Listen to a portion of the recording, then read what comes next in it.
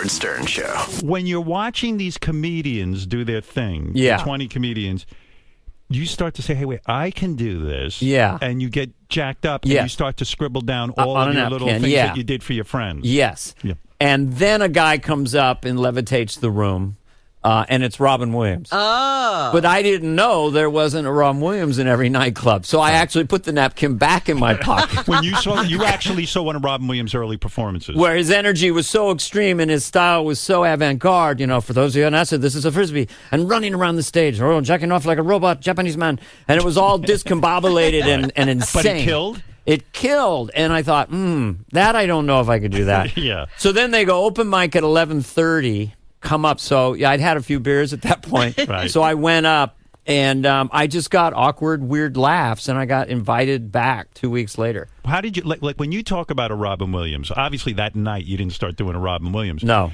But did you start to develop the Robin Williams voice for Saturday Night Live?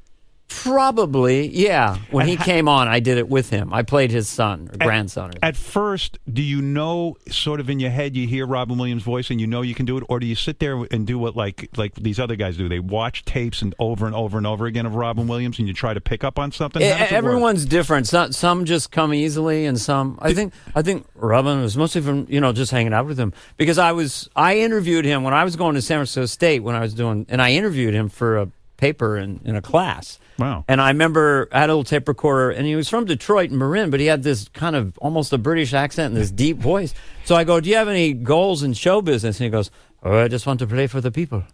And I thought, wow, what a cool voice. Yeah. And I just want to play for the people. And then he exploded on Mork and Mindy. Yeah. And he would come up to San Francisco while I was in the clubs fledgling trying to get my act together. And you always went, well, I got a lot of work to do. So you mean when you interviewed him, because he's so great. You heard him say that line? I just want to play for the people. And then when you auditioned for Saturday Night Live, I was watching that and I sensed that like it was going good, and then all of a sudden you forgot you even did Robin Williams, or maybe you kind of. I did toward the end. I just kept going, picking anything I could have. And then when you did the Robin Williams, it killed. I feel like that at that point you sealed the deal and got the job. I've never really watched that all the way through. Why? Is it too painful? I don't really watch myself at all. Do you? I don't look at pictures or read interviews. No, and I won't listen to the old radio shows. It's just too painful. If I listen to this, it'll be online 5 years from now. Right. Yeah. But right now it wouldn't be. I wouldn't listen. Yeah, I won't. Yeah. But the routine you did. Nothing personal. I wouldn't. No, I understand. We're kind of similar in many ways, ironically. And when you do Robin Williams for Lorne Michaels, I think he even laughed because it was so outrageously on the money. I mean, some impressions are it's a facial thing, but you've got the voice down. Oh, crazy. For those who are unested, this is a Frisbee. Oh, look, the spaceship's coming forward, Yep. I mean, he'd come to our house, like my Paula and Paula Poundstone lived together at a house in San Francisco, and that became the Comedy Clubhouse. And Robin would come over with his first wife, Valerie, and he'd bring... I tried cocaine once and burst into tears, so it wasn't my thing.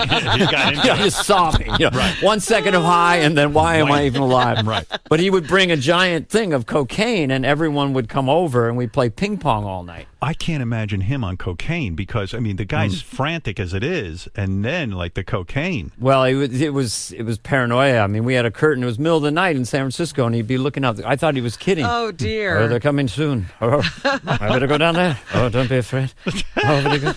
He's a very shy, delicate man, really. Very nice, sweet man. You're right. I never realized that. It's like a British accent. What is that? Was that an affect, or was that really the way he talked? I don't know. He just had such a great voice. He didn't... We were always on the mic, all the other comedians. He would put it like 5 feet away, and you got and fill the room. But I got he at one point said, "I'm sorry, maybe some people say I might have taken some things from you." And he was being very sweet about it. And I said, Robin, I tried to take your entire act. I had a trunk of props. I mean, I tried to be him, and then I realized I couldn't be him. You were honored if he stole from you. Totally. Yeah. And then I finally slowed things down and developed my own style years later. But at first, it was like he was the gold standard. He was the godfather. I don't know why I think this, but when you started doing Robin Williams on that audition, I feel like that's it. It put the whole thing away. I mean, you were going great. I mean, obviously, that's why you got the job, but then it really did it. But were you ever jealous of a guy like Robin Williams when you saw him become Mork and Mindy and he sort of catapulted into superstardom? Would you ever look at that and go, "Oh fuck, here's a guy I saw in a club, Yeah, he was good, but we all sort of started out. And look at his career. It's like through the roof. Did you ever experience that kind of jealousy? I'm capable of that feeling, but not with Robin, because I had idolized him when I first saw him. He was 4 years older, and it seemed like he made it right away. Right. Like he got on Happy Days in 6 months. Right. So I was